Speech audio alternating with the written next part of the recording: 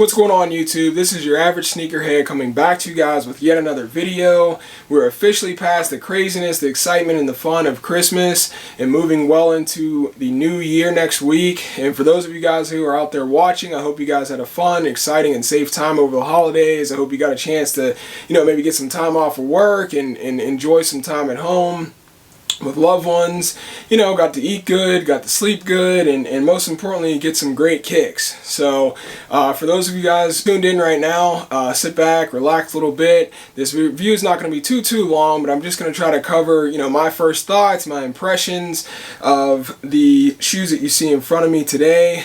But before I do that, I just want to give a shout out to a few fellow supporters as well as YouTubers that are out there who are kind of trying to make their wave, no pun intended, in the sneakerhead, I guess you could say, YouTuber game.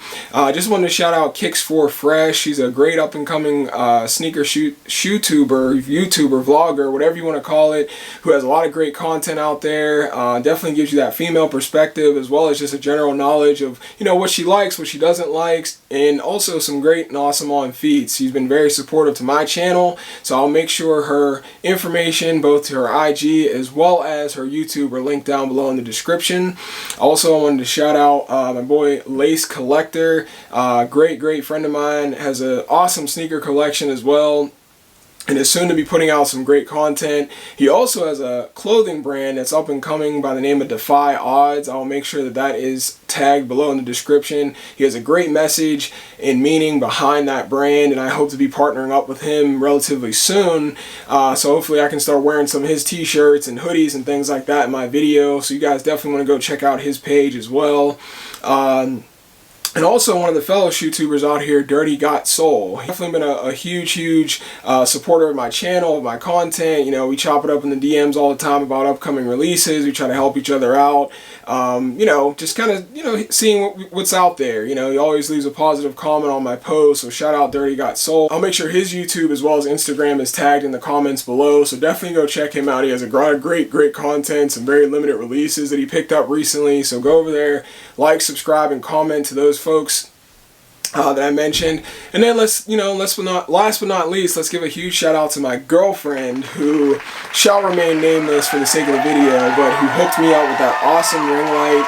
I know a lot of the supporters I have out there said that one of the things they wanted to critique in my videos was that, lighting was kind of a factor. So for those of you guys out there, I hope this is a little bit better. I got my girlfriend got me an awesome ring light. I got my camera position right there, so gives you that little bit of a better, more studio quality review. So thanks, babe. Love you. Appreciate you.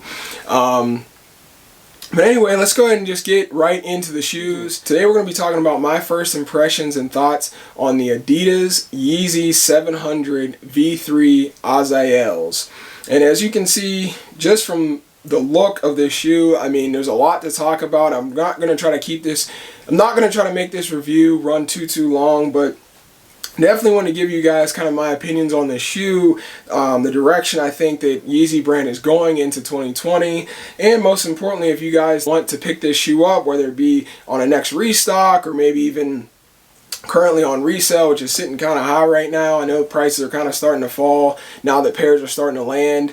I must say my first thoughts on this shoe are that it's a crazy design. I think obviously it takes a big design cue from the original 700, the Wave Runner. I know this shoe in and of itself kind of was revolutionary for the kind of chunky dad shoe movement. I know a lot of brands like Balenciaga and Gucci, a few other brands kind of start copying off of Adidas as well as Kanye's design for the 700 because it was so, I guess you could say, fashion forward or future forward. A lot of shoes really weren't in this era that were coming out that were this stylish, that kind of had the hype that surrounded it, coming from like the Ultra Boost and, coming from the Ultra Boost and from the 350s, we kind of had that sleek runner look, and this brought a different perspective, and I think it definitely changed the game, and I see Kanye very much so doing the same thing with this shoe in front of me as well today.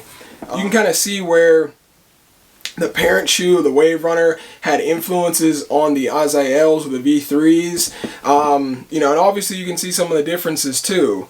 You take the Wave Runner, which is, in my opinion, one of my favorite, if not my favorite and most worn Yeezy, kind of gives you, compared to the Azaels, a very like chunky, I guess you put it in the people terms, this is like the dad bod, you know, the guy who maybe works out once a week, you know, grabs a six-pack every weekend and maybe eats pizza every other day. And then you take the Azaels, which is like the lean, mean, you know, in the gym, runs 2 miles at 6 a.m. every morning. Both still work. It's an incredible shoe. The design of the shoe, how light it is, you know, just everything, you know, even from the colorway. I think it's a great, great, great design from Adidas, Yeezy, and Kanye West. I think, you know, we're in 2019, moving into 2020, and I think with this shoe, Kanye West is in 2100 or 2050. I think overall, you know, just from seeing it in hand, from, you know, the lacing system to the neoprene sock liner to the 3M hits right there, you can see in between the laces, all the way to these like ribbed, almost like it looks like a rib cage wrapped around the shoe. I mean, it screams future, it screams fashion forward. And, you know, mind you, it doesn't have boost. You know, I know that's something that a lot of your viewers out here who've kind of commented on, that, hey, you know, we're getting gypped, you know, we don't have the boost in the bottom. But I believe there is like a TPU material that substitute, as well as an ortholite insole, that should make this shoe similar to Boost, not quite, but similar in comfortability and wear. Beyond its futuristic look, I think beyond some of the striking, you know, angles and the designs and the slopes that make this shoe stand out, there's a lot of technology that actually goes into this shoe, similar to the Wave Runners that you see right here.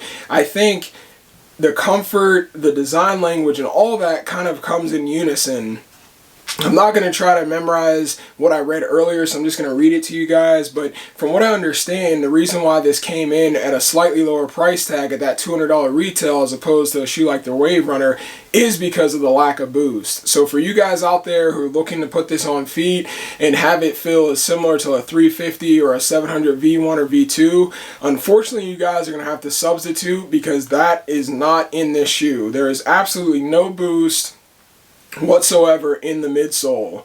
From what I read online, the upper features a glow-in-the-dark engineered mesh paired with an RPU overlay, which I'm assuming is right here that you see here on this side panel. And the signature boost cushioning has been swapped out for a new PU encapsulated EVA midsole, along with a herringbone rubber outsole underneath.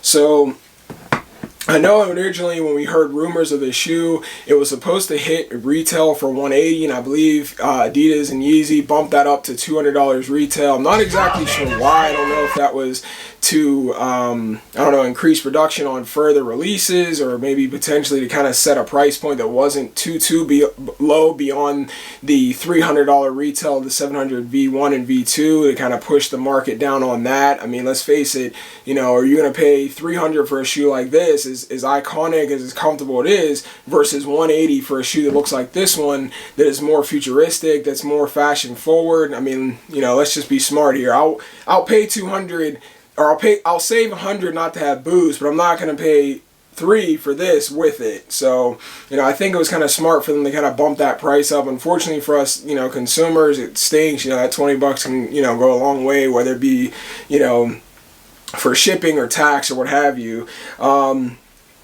But overall, I mean, I must say the shoe looks comfortable. I haven't actually tried it on just yet, so I can't speak to sizing. I know there are a few other YouTubers out here who put these straight to toe, and they can kind of speak a little bit better when it comes to sizing. A lot of them are saying that because of the sloping portion here around the toe box, to go up a half a size beyond your true size, or even potentially even go up a full size if you have a wider foot. This pair right here is an 11.5, so you know, let's be honest, my true size is an 11.5. And if you're recommending, a lot of the YouTubers are recommending a half size to full size up, this is probably going to be an uncomfortable wear for me. Unfortunately, I'm sure a lot of you guys who were going for these, whether it be on Yeezy Supply or Adidas, you guys ran into that similar payment decline error, or some of you guys maybe didn't even make it out of the waiting room. I was fortunate enough to get out of the waiting room, but by that time of, you know, hitting like 2 or 3 payment declines, as well as I believe my PayPal wasn't working there for a while. One of the sizes that were, I think I went for a 12 or a 12.5 initially. That was almost instantly out of stock. You know, we all know that 12.5 unicorn size never really, you know, sits for too long, whether it be for resale or to put on feet. But I was fortunate enough to get this 11.5 directly from Adidas. They actually came in today. So I'm super thankful to have them in hand just to kind of give you my first impressions. I'm not going to go on too much longer about the shoe. I know you guys have seen probably a lot of reviews out there that kind of discuss the structure of the shoe. I'll give you guys a quick close-up look at the panels. You guys can see the toe box. You know, as you can see there, you have the black rope laces split with that 3M. Kind of gives you that like 3M panel there on each side. I'm assuming that's kind of like a design language cue there that they wanted to add. And then you have that ribbing with that, I don't want to say it's prime knit, I guess it's like a herringbone rubber outsole. So that's this whole, I guess, canvas piece here that's rubberized and, you know, I guess gives it that structure. And then as you can see, there's a see-through portion as well, where you can see right directly through the shoe. This mesh netting right here, it's directly see-through. So in the right light, if it hits it, you can actually see straight through the shoe. Not directly through, but you can definitely see on the inside of the shoe. And then we have at the bottom, we have that PU encapsulated EVA material here that's in between the pods, or the traction pods here. It looks like this blue material. It feels pretty good. It's obviously not Boost, which is why we're seeing that $200 price tag. And then, so just to give you guys a closer look of the shoe.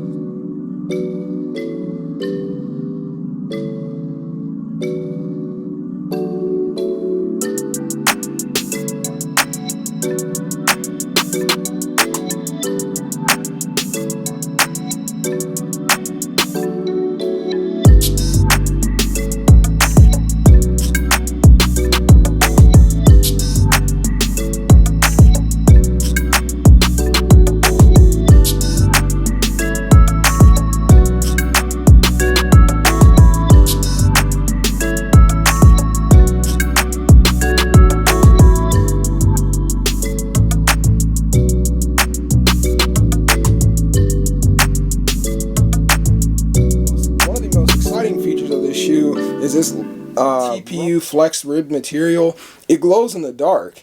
I wanted to give you guys an opportunity to see what that looked like close up. If you haven't seen if you guys haven't seen other YouTubers kind of take that into account, these definitely glow in the dark. I kind of got them charged up with this ring light here, so I'm going to go ahead and kill it, and hopefully you guys can see this glow in the dark upper that's throughout this rib structure of the shoe. Let me go ahead and show you guys what that looks like. Incredible. I must say that this shoe, I mean, let's be honest, I'm like a kid all over again. You know, a lot of us out here, we had those light glow in the dark or light up shoes, and to see a shoe as a grown man that lights up like this one, I mean, this is just cool as hell. Let's just be perfectly honest. You can't hate on a shoe that glows in the dark. So for those of you guys out here who said this shoe is trash, you know, let's bring the other one up here. You know, it's not as charged up. I didn't have it as close to the light. But I mean, to see a shoe like this glow in the dark, a Yeezy that glows. I mean, I know we had those Yeezy 350 V2s that glowed. They were called the Yeezy Glows, I think, that had a bottom that glowed. But to see like an upper on a shoe like this one glow in the dark, can you imagine like being somewhere out, you know, on a date or, you know, in a concert and your shoes just lit up like that? I mean, talk about neck breakers. Just an incredible shoe overall. I mean, for $200 to get, for $200 to get a shoe like this that glows in the dark, that I just say it's incredible. I feel blessed to have hit on this through the Adidas app. Shout out to Adidas for letting me get that W both on these and the restock of the Zebras. I must say that going into 2020, I feel truly blessed to be able to have had as many successes as I have had this year, and I hope and only pray that that luck extends to you guys out there as well. So just ending out this review, I appreciate you guys for tuning in, for checking. If you get a chance, please like and comment on this video. Things you like, things you didn't. I'm always looking for ways to improve. And don't forget to hit that bell so you guys can be notified of more great content to come. Thank you guys for watching. Take care. I'll see you in the next video.